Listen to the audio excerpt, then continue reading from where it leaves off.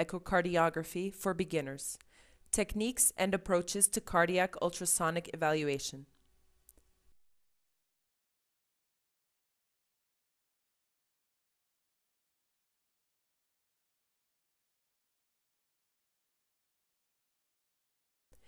Parasternal long axis view.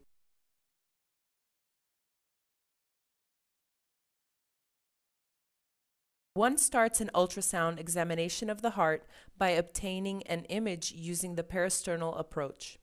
The scanning plane is located along the longitudinal axis of the heart. One places the transducer perpendicular to the anterior thoracic wall in the left third or fourth intercostal space adjacent to the sternum. The scanning plane should follow an imaginary line that connects the apex and the middle part of the right clavicle. One can perform the examination in the supine position, but it is better to turn the patient on his or her left side.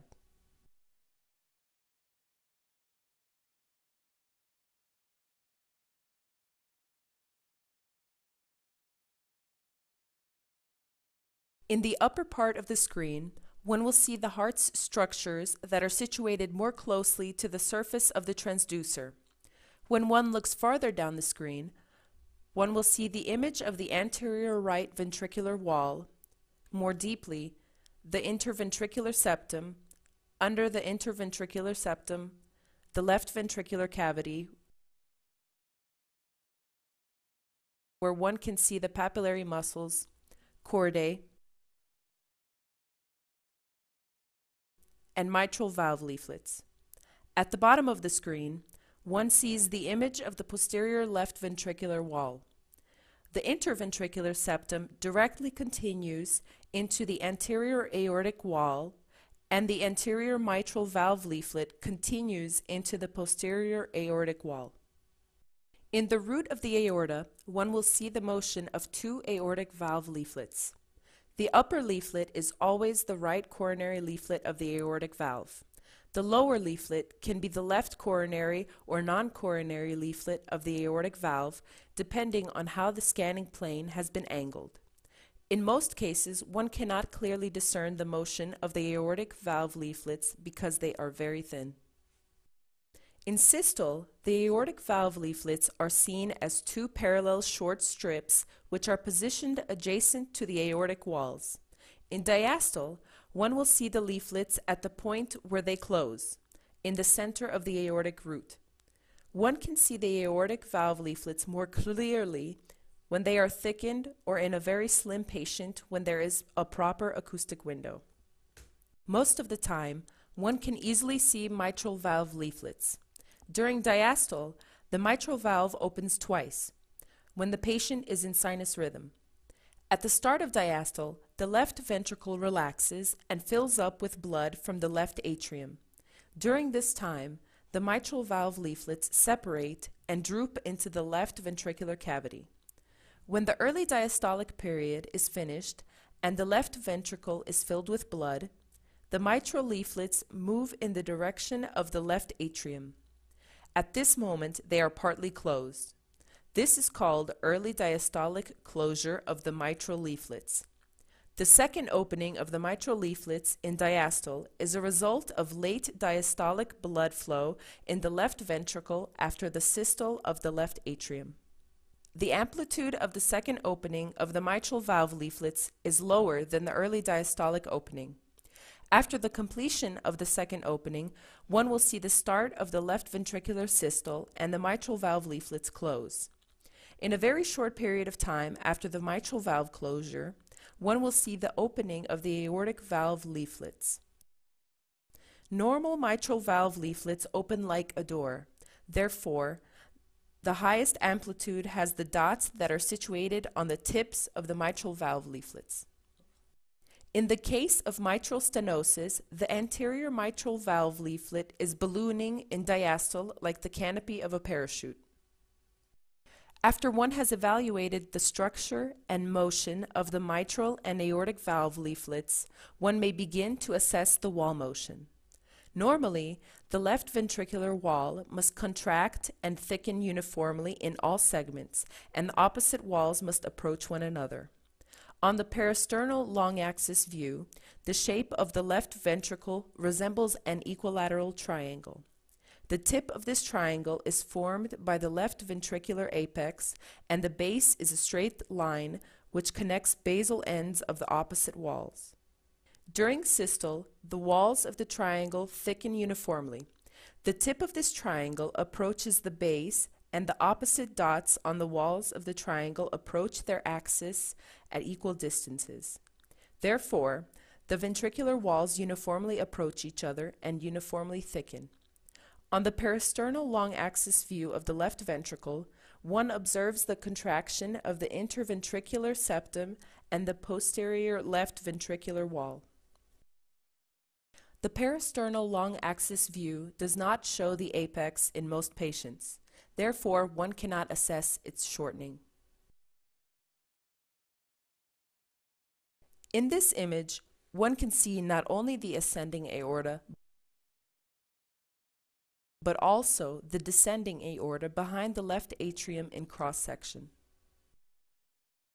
In the atrioventricular groove, one can often see the round formation with a smaller diameter than the diameter of the descending aorta.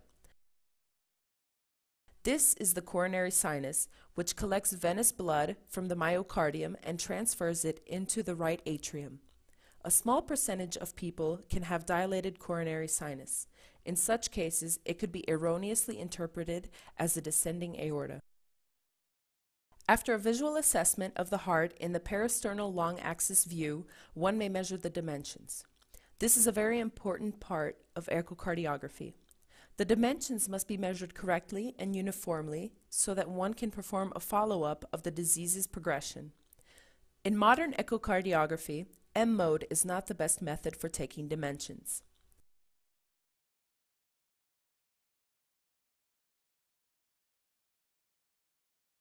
Echo machines have a sine loop function which allows the echocardiographer to easily obtain a high-quality image at the end of diastole.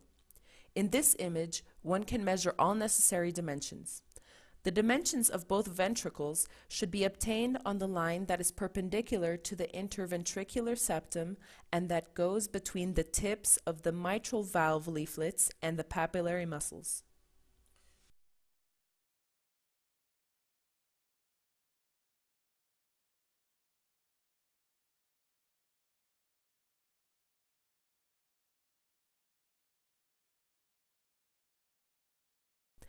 The anterior right ventricular wall, right ventricular cavity, interventricular septum, left ventricular cavity,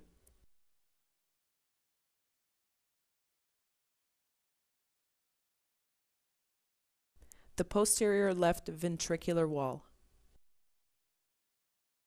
After one has finished measuring the dimensions of the ventricles, one measures the dimensions of the ascending aorta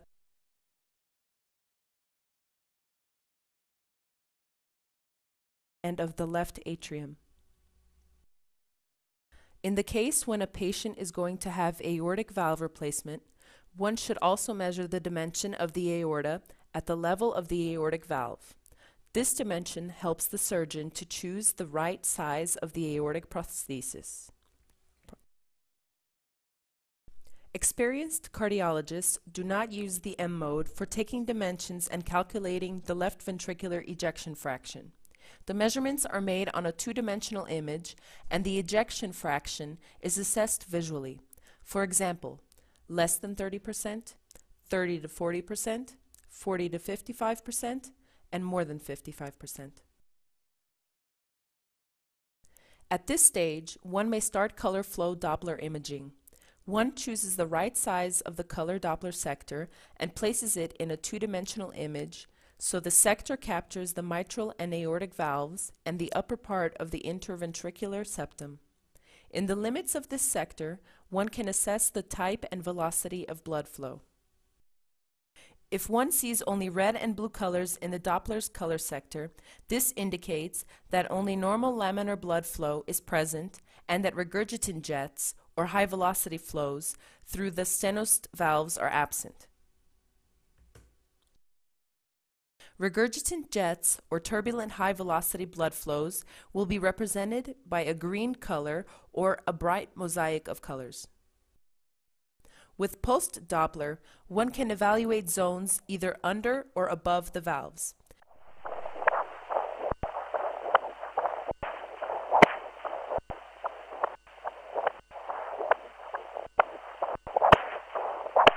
In this case, one should shift the sample volume to the zones of interest.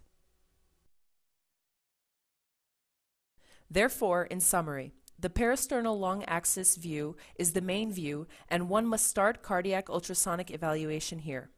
This view is also the starting point for obtaining other two-dimensional echocardiograms. The parasternal long-axis view gives one the possibility, 1. To diagnose aortic root pathology, dilation, dissection, atherosclerosis of the aorta. 2. To diagnose aortic valve pathology, anomalies, calcinosis, vegetations, thickening. 3. To diagnose subvalvular left ventricular outflow tract obstruction, membranous or muscular stenosis. 4. To assess left ventricular systolic function. 5. To determine the amplitude of motion and thickness of the interventricular septum and posterior left ventricular wall. 6. To see membranous defects of the interventricular septum. 7. To confirm mitral aortic fibrous continuance. This is important in the diagnosis of some congenital heart diseases. 8. To diagnose structural changes and dysfunctions of the mitral valve and its supporting structures, cord, papillary muscles. 9. To diagnose coronary sinus dilation. This can be evidence of persistent left superior vena cava. 10. To assess the left atrium and to diagnose masses inside it, thrombus, myxoma, membrane. 11. To perform quantitative Doppler echocardiography of mitral or aortic insufficiency. 12. To diagnose muscle defects of the interventricular septum with color Doppler imaging or pulsed Doppler recording, and to measure in this case the systolic pressure gradient between ventricles. This pressure gradient gives one the possibility to assess systolic pressure in the right ventricle and pulmonary artery.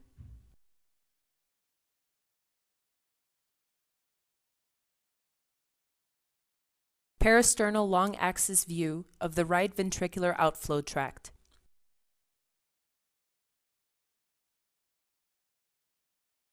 Now one will try to see the pulmonary valve together with the right ventricular outflow tract and pulmonary artery trunk.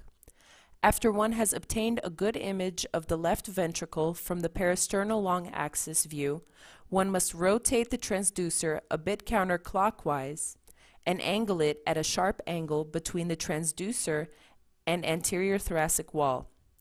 It will appear as if one is trying to look under the left shoulder joint. Sometimes this maneuver is not easy. It is helpful if the patient will hold his or her breath after exhaling.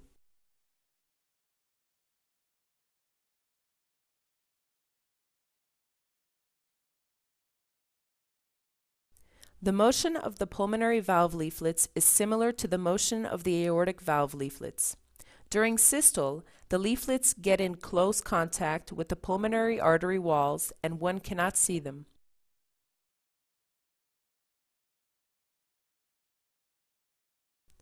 However, during diastole, the leaflets close and the backward blood flow from the pulmonary artery into the right ventricle terminates.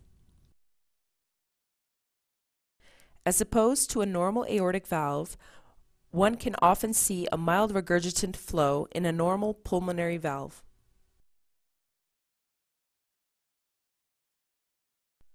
If one places the pulsed wave sample volume at the level of the pulmonary artery valve or in the right ventricular outflow tract, one will obtain the pulmonary artery Doppler flow velocity.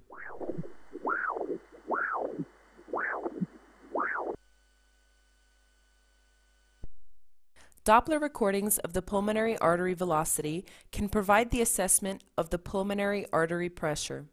For this, one measures the acceleration time, the time between the onset of the flow to the peak systolic flow.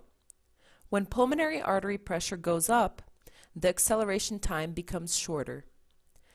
As a norm, it should exceed 100 milliseconds. If this parameter becomes less than 75 milliseconds, one can diagnose it as severe pulmonary hypertension. This is an example of a patient with pulmonary hypertension.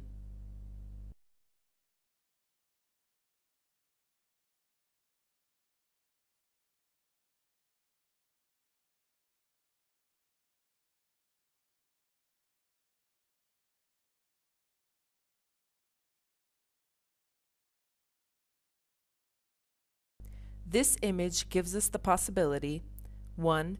To assess the right ventricular outflow tract. 2. To assess the motion and structure of the pulmonary artery valve leaflets. 3. To see the proximal part of the pulmonary artery. 4. To assess the pulmonary artery pressure. 5. To assess the function of the pulmonary artery valve, pulsed Doppler, continuous wave Doppler, and color flow imaging.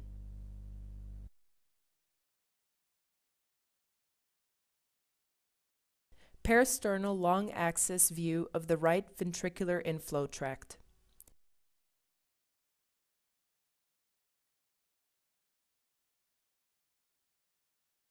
After one has obtained the parasternal long-axis view of the left ventricle, one can rotate the transducer a bit clockwise and angle it as if one is trying to look under the xiphoid process.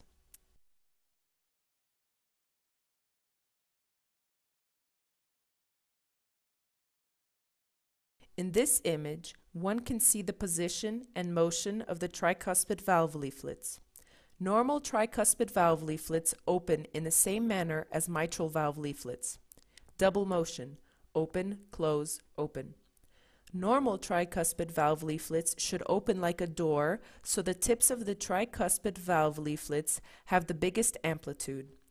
In the case of tricuspid stenosis, the leaflets dome in a diastole like a parachute. Doming is one of the main two-dimensional features of any stenotic valve. In this image, one can see the spot where the coronary sinus empties into the right atrium. This is the diaphragmatic surface of the heart between the right ventricle and the right atrium. Parasternal short-axis views of the left ventricle.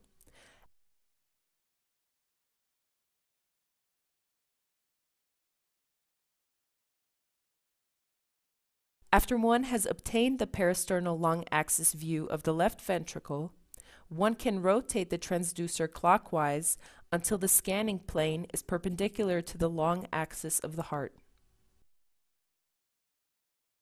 After this step, one can sweep the transducer so that one is trying to look under the suprasternal notch, or one can sweep downwards in the direction of the apex.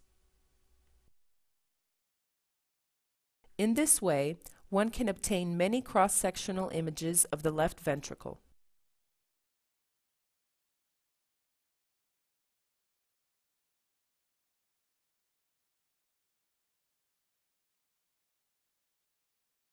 If the transducer is perpendicular to the anterior thoracic wall and the scanning plane is perpendicular to the long axis of the left ventricle, one will obtain the parasternal short axis view at the papillary muscles level.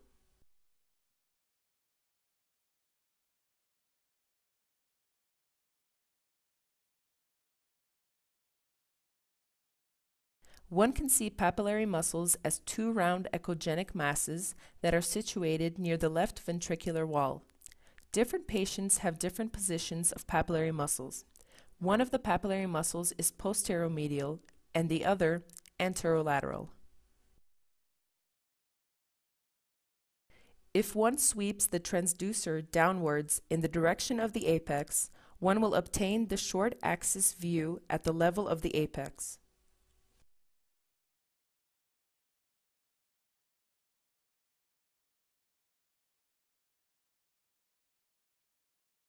In this image, one can see that the left ventricular cavity is round, but the right ventricular cavity resembles a triangle and has distinct trabecularity. One should pay attention to the contractility of the left ventricle. Are all segments of the left ventricle contracting synchronously? After one has obtained a short axis view at the papillary muscles level, one can sweep the scanning plane a little towards the base of the heart. As a result, one will obtain a short axis view at the mitral valve level.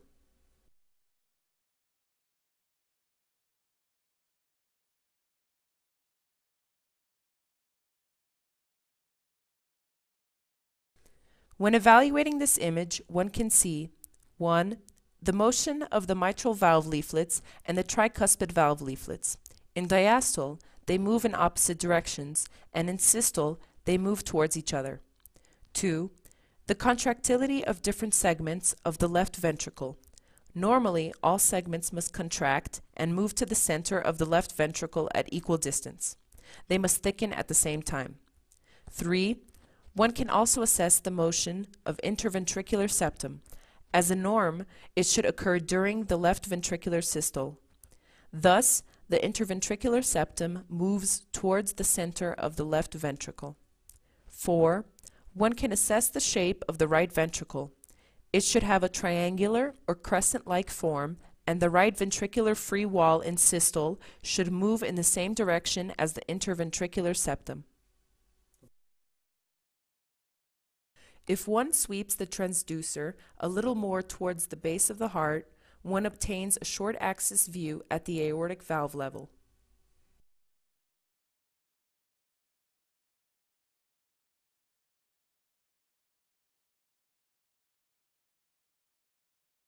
In this image, one can see aortic valve leaflets in the center of the root of the aorta. In closed position, the leaflets form the shape of the letter Y, or the Mercedes logo. The right coronary cusp is on the top and near the right ventricular outflow tract. The non-coronary cusp is at the bottom and to the left, near the right atrium, and the left coronary cusp is at the bottom and to the right, near the left atrium. In systole, the aortic valve leaflets open and form the shape of a triangle. This is another image where one can assess the right ventricular outflow tract that forms the arc interior from the aortic ring.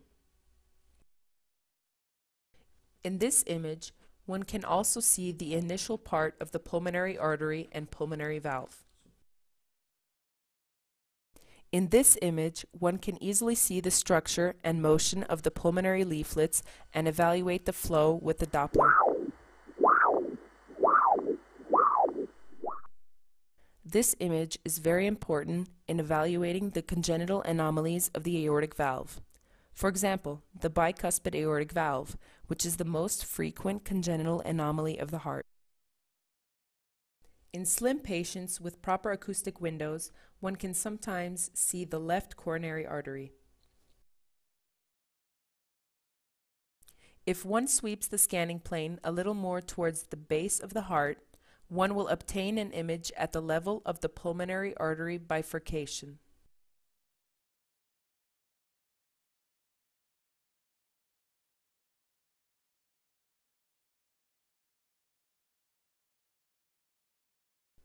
This image is important in patients with congenital anomalies of the heart because it allows one to evaluate the anatomic features of the pulmonary artery, the diameter of its branches,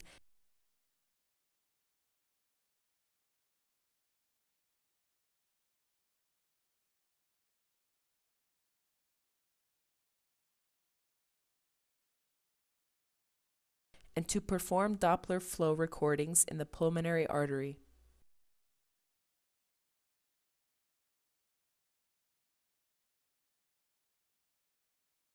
The segmental approach to analyzing regional ventricular function. Short axis views.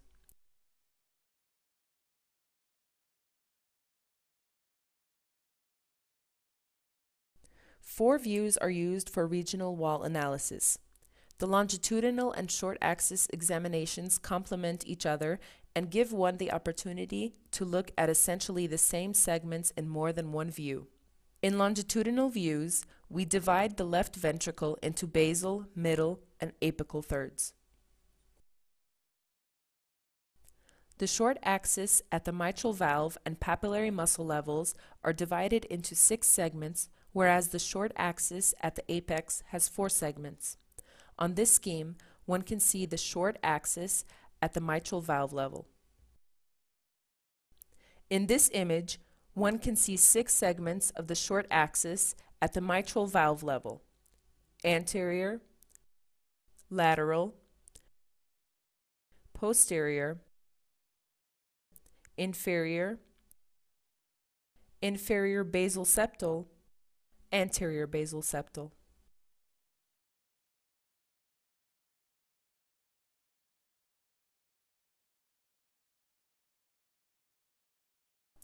In this image, one can see 6 segments of the short axis at the papillary muscles level: anterior, lateral,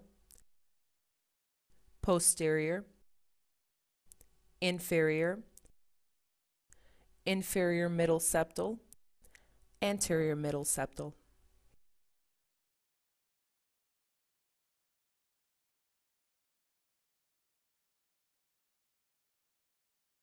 In this image, one can see 4 segments of the short axis at the apex level: septal, anterior, lateral, inferior.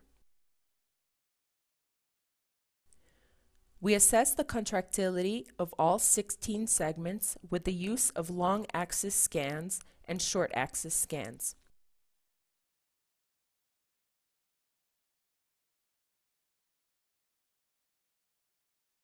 When we use the parasternal long axis view of the left ventricle, we cannot see the apical third of the left ventricle in many patients. Thus, we must assess the contractility of the apex with the use of apical 2 and 4 chamber views.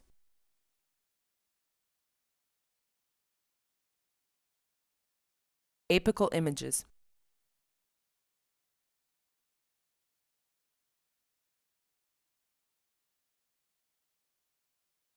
One should place the transducer in the area of the apex of the heart, and the scanning plane must be directed in such a way that one obtains the image of all 4 chambers of the heart. For optimal visualization, the patient should be put on his or her left side, and the transducer should be placed in the area of the apical impulse palpation. One should aim the transducer in the direction of the right scapula.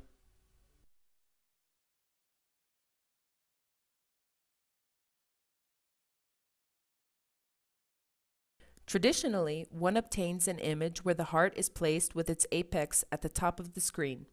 Left chambers are on the right of the screen and right chambers on the left. When one uses the 4-chamber apical examination, one can differentiate the right ventricle from the left ventricle by the following features. 1. The insertion of the septal tricuspid valve leaflet is slightly apical to the insertion of the anterior mitral valve leaflet. 2. In the apical third of the right ventricle, one can see the moderator bend. 3. The right ventricle has a more pronounced trabecular structure. Downward from the left atrium, one can see the cross-section of the descending aorta. One can also see the pulmonary veins entering the left atrium. By tilting the transducer downwards, one can see the coronary sinus. One should keep in mind that with the transducer in this position, ultrasonic beams are parallel to the interventricular and interatrial septums. The interatrial septum is very thin, especially in the region of the fossa ovale. By using the apical approach, one gets the impression that the central part of the interatrial septum is absent. In this case, one should use the subcostal approach for optimal visualization of the interatrial septum. In an apical 4-chamber examination, The scanning plane crosses the inferior segment of the interventricular septum. It is important to keep this aspect in mind when assessing the patient with coronary heart disease. In typical cases, the inferior segment of the interventricular septum receives blood flow from the right coronary artery or the circumflex artery, as opposed to other segments of the interventricular septum, which receive blood from the left descending coronary artery. During an apical four-chamber examination, one should evaluate whether the left ventricular walls contract uniformly. One must also assess the structure and motion of the mitral and tricuspid valves. This approach is ideal for Doppler recordings of blood flow through mitral and tricuspid valves because the Doppler ultrasonic beam is parallel to the direction of blood flow. When one is performing a Doppler recording of blood flow through the mitral orifice, one should place the sample volume at the tips of the mitral leaflets. This transmitral Doppler waveform allows us to assess the left ventricular diastolic function.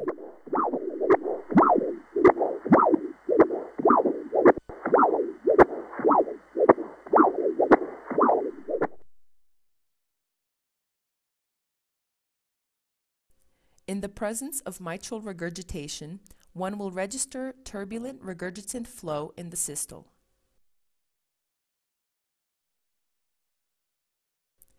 With pulsed Doppler sample volume, one can map the severity of mitral regurgitation. This is achieved by moving a sample volume across the area of interest.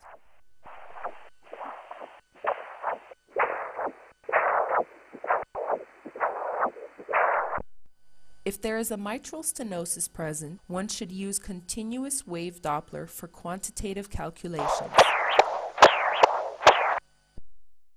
This method will allow to measure the area of the mitral orifice and to determine the mean pressure gradient across the mitral valve.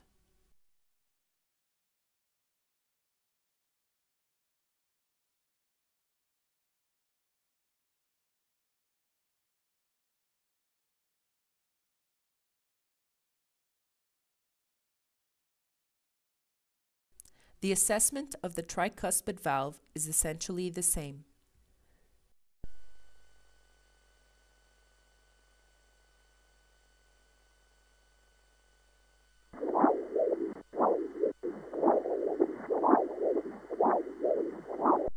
If one has revealed even minimal tricuspid regurgitation, one should use continuous wave Doppler for measuring the systolic pressure gradient through the tricuspid valve. This systolic pressure gradient exists between the right ventricle and the right atrium in the presence of tricuspid regurgitation. The pressure gradient can be determined by using the peak velocity of the tricuspid regurgitant jet flow. Knowing the gradient across the tricuspid valve, one must add the right atrial pressure to determine the right ventricular systolic pressure and pulmonary artery pressure. After one has obtained an apical four-chamber view, one can tilt the transducer a bit towards the sternum in order to obtain a so-called five-chamber view.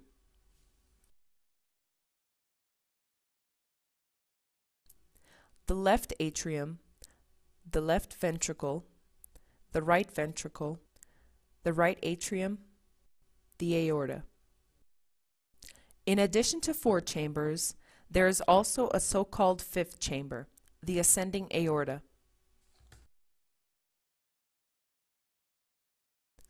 One can evaluate the mitral and aortic valves with a color Doppler. On the right part of the screen, one can find a color map that demonstrates which color will correspond to which direction of the blood flow.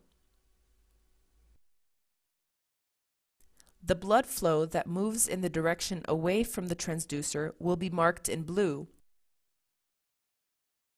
and the blood flow that moves in the direction of the transducer will be marked in red. This image is ideal for a pulsed wave Doppler recording of blood flow across the aortic valve because the blood flow direction is parallel to the Doppler ultrasonic beam. First, one should place the pulsed Doppler sample volume in the center of the aorta at the level of the aortic valve. One will register the Doppler recording of systolic blood flow through the aortic valve and measure the velocity of systolic blood flow. If the aortic valve stenosis is present, one will register the turbulent systolic flow with a pulsed Doppler, but the velocity of this flow cannot be measured.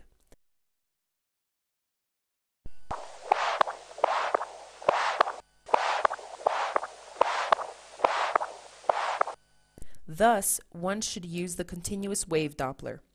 This procedure allows one to measure the peak velocity of systolic blood flow through the aortic valve and to calculate the maximal pressure gradient. If the aortic regurgitation is present, the regurgitant jet can be mapped with a pulsed Doppler sample volume, or it can be seen with color flow Doppler imaging.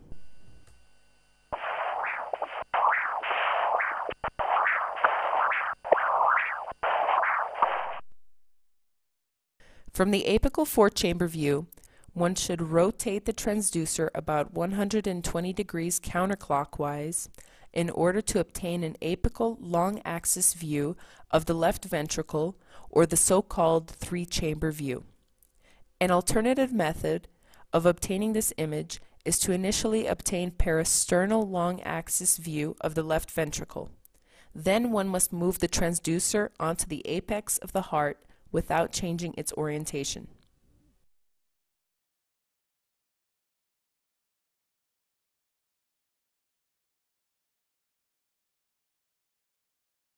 In this image, one can easily evaluate the mitral and aortic valves.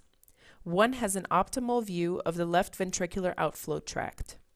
One can also check the direct continuance of the inferior wall of the aorta in the anterior mitral leaflet and the superior wall of the aorta in the interventricular septum. This is important for assessing the patients with congenital anomalies of the heart. In this position of the scanning plane, one obtains a cross-section through the anterior part of the interventricular septum that receives blood from the left anterior descending artery. On the left side of the image, one can see the posterior lateral wall of the left ventricle, which receives blood from the circumflex artery or the right coronary artery. From the apical four-chamber view, one should rotate the transducer about 60 to 70 degrees counterclockwise and tilt the scanning plane more laterally in order to obtain the apical two-chamber view. In this image, one can see the left atrium, the mitral valve, the anterior left ventricular wall on the right side of the screen, and the inferior left ventricular wall on the left side of the screen. In this image, one should observe the contractility of the true anterior and inferior left ventricular walls. This two-chamber view was taken from a post-myocardial infarction patient and demonstrates an aneurysm in the basal inferior wall. An apical view allows 1. To diagnose the congenital heart malformations in adults and children. 2. To assess the regional wall motion abnormalities in patients with coronary artery disease. 3. To perform a complete evaluation of mitral, aortic, and tricuspid valves.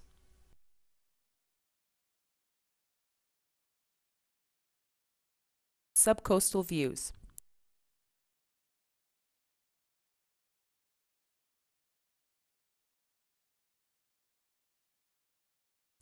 The transducer should be placed horizontally in the epigastric region and the scanning plane angled upwards towards the head to obtain images of the heart structures, or downwards to obtain images of the major vessels. These vessels are the abdominal aorta and inferior vena cava. One can also see the hepatic veins as they enter into the inferior vena cava. Initially, with the subcostal approach, one obtains the four-chamber view. The scanning plane is directed horizontally and perpendicular to the patient's axis. After this, one should angle it upwards. When the angle between the transducer and the frontal plane is approximately 30 to 40 degrees, one obtains 4 chambers on the screen. In most patients, one cannot see the apex of the heart with this approach.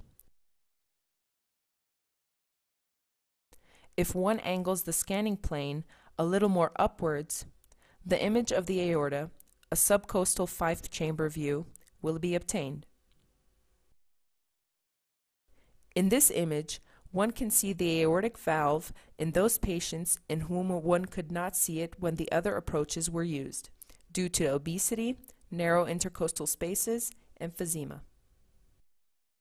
When one uses the subcostal approach, ultrasonic beams are not parallel to the interatrial septum, as opposed to the apical approach. In a subcostal 4-chamber view, the direction of ultrasonic beams is almost perpendicular to the interatrial septum. Thus, in this approach, one can very easily see the interatrial septum and diagnose its defect. The subcostal short axis view is achieved by rotating the transducer orientation position to the 12 o'clock position.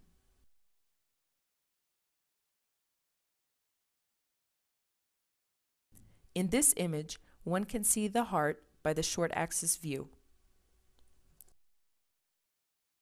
A subcostal approach allows visualization of the inferior vena cava in long axis.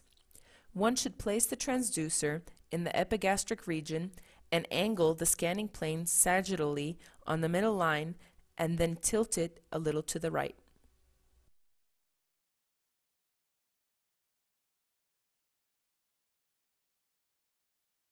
Inferior vena cava is seen posteriorly to the liver. One can see the place where the inferior vena cava connects with the right atrium and sometimes with the valve at this junction. After inhalation, the inferior vena cava partially collapses, and after exhalation, it dilates because of an increase of intrathoracic pressure. If one rotates the transducer clockwise and angles it so that one can look under the right scapula, one will see the area where the hepatic veins connect with the inferior vena cava. Hepatic veins are not positioned in the same plane, so one will not see all 3 veins at the same time.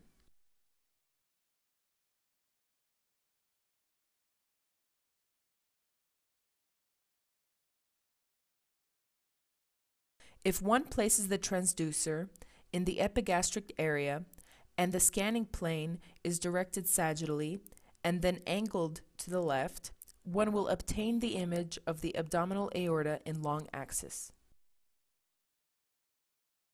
One can see characteristic aortic pulsations and anteriorly see the superior mesenteric artery that branches from the aorta.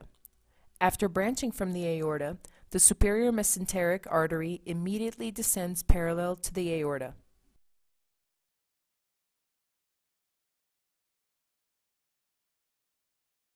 Suprasternal approach.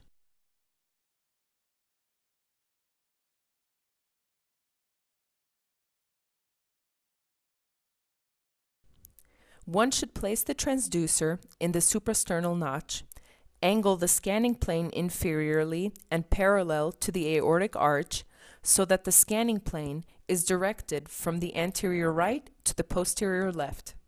In order to facilitate this maneuver, one can place a pillow under the patient's neck.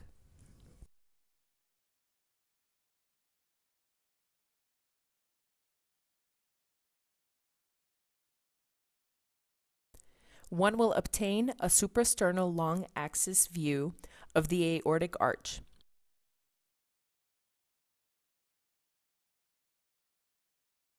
On the left side of the screen, one can see an ascending aorta.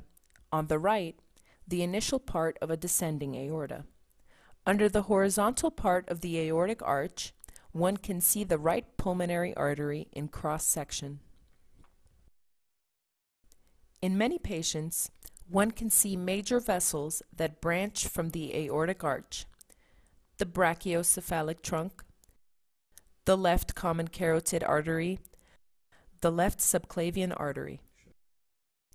If one angles the scanning plane a little anteriorly and rotates it a little to the right, one can see the ascending aorta together with the aortic valve.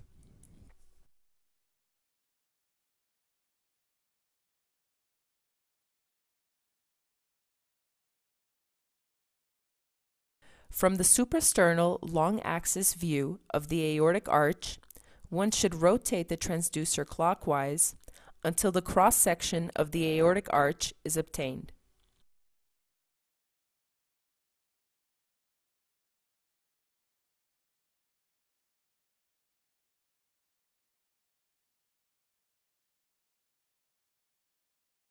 In this image, a horizontal part of the aortic arch is shaped like a ring. To the left of the ring, one can see the superior vena cava. The horizontal tube-like structure under the aortic arch is the right pulmonary artery in long axis. Going deeper from the pulmonary artery, one can see the left atrium. If one places the transducer in the right supraclavicular pit and angles the scanning plane inferiorly, one can see the superior vena cava in all its length, from the connection of the brachiocephalic veins to the entrance of the superior vena cava into the right atrium.